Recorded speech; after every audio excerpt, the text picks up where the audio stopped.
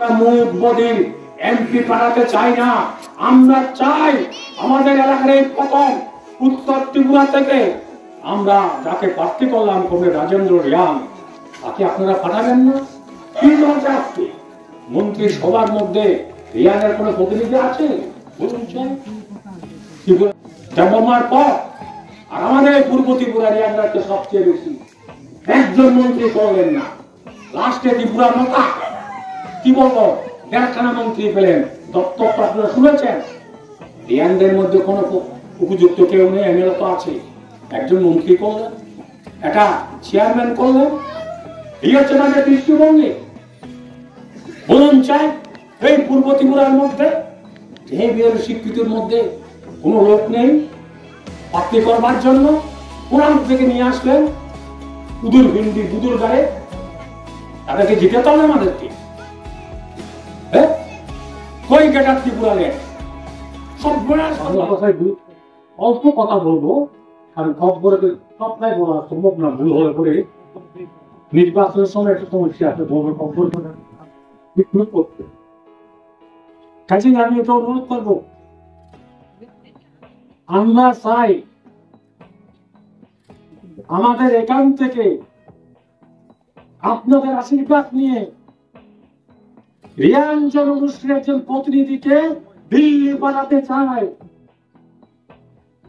আপনাদের সমর্থন চাই, আপনাদের আশীর্বাদ চাই, আপনাদের ভোট চাই। কমরেড রাজেন্দ্র রিয়াং আপনারা সবাই ছিলেন, উনি দীর্ঘদিন সবাই সংস্থা লাগাতে নানান কাজে উনি এখানে আসেন। ওনার বাবা সর্বজয় রিয়াং শহীদ পরিবার 2001 সালে ঘেরেন একটি সন্ত্রাসবাদীরা।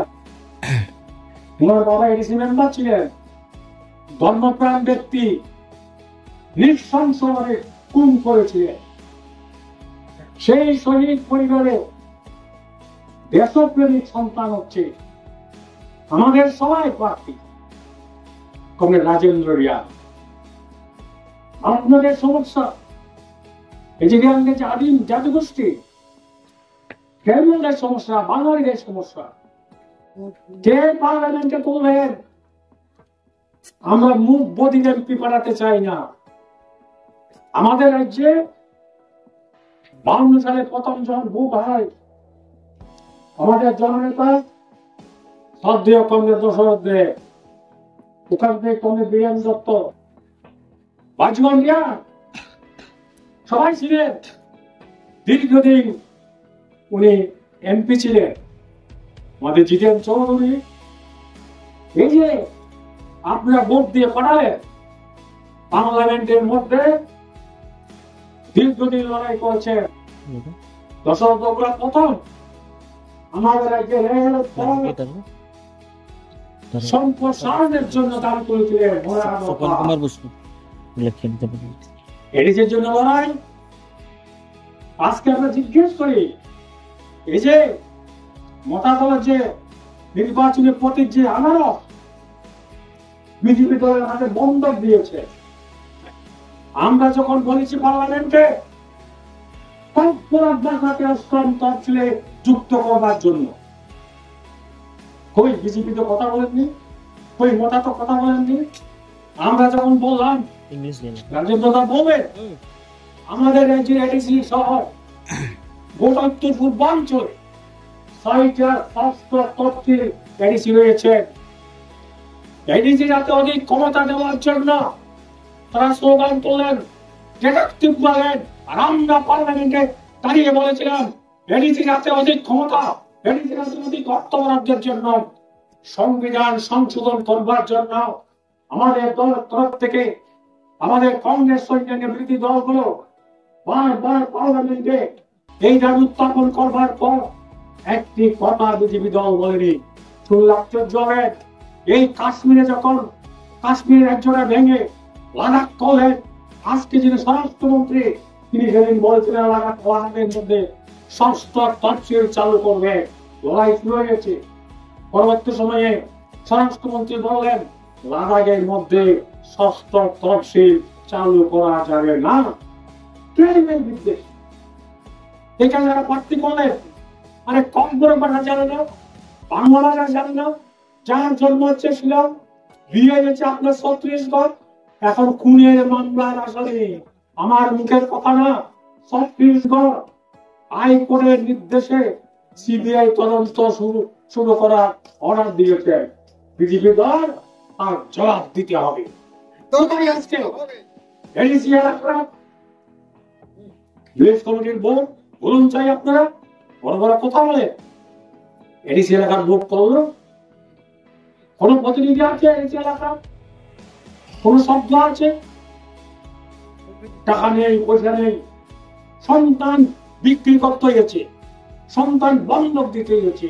আপনি যান ওই সমস্ত নাতিমন গোবিন্দবাড়ি জমি এলাকা, হাজার হাজার ট্রাইবেল পরিবার বাঁচার জন্য বাংলাদেশে গিয়ে রিজার্ভ ফরেস্ট থেকে বন্ধ গিয়ে বিক্রি করতে হয় ওই খালছড়া নদীর তৈরি বাজার।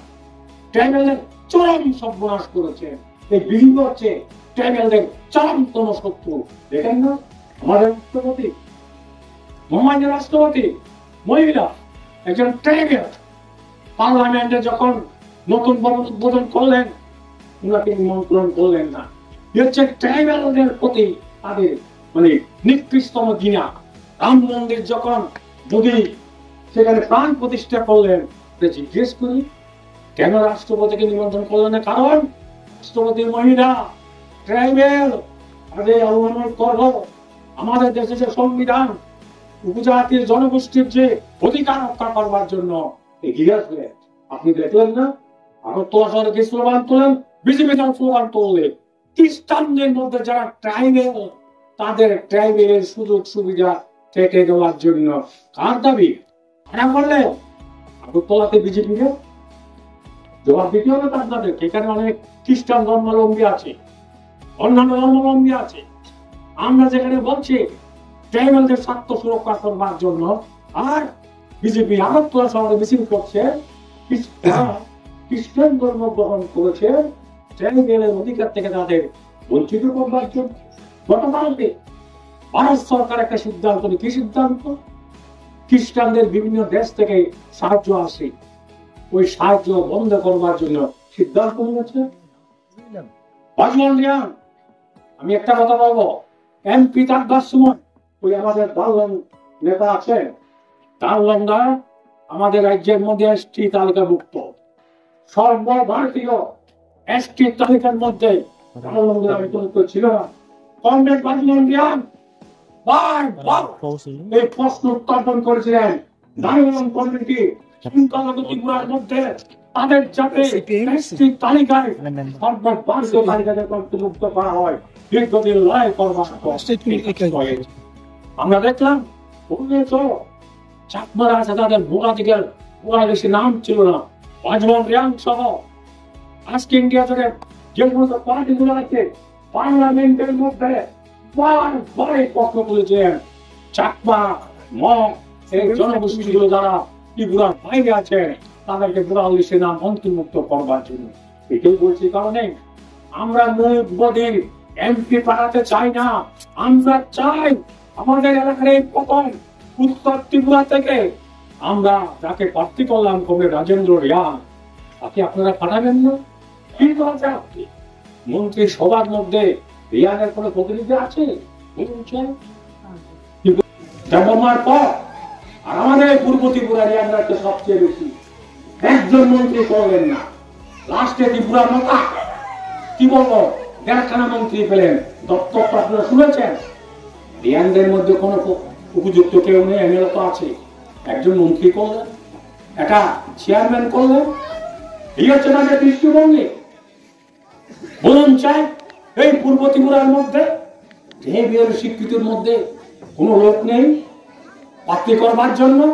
কোন থেকে নিয়ে আসলেন উদুর ভিন্ডি বুদুর গায়ে, তাদেরকে জিতাতে হবে আমাদেরকে।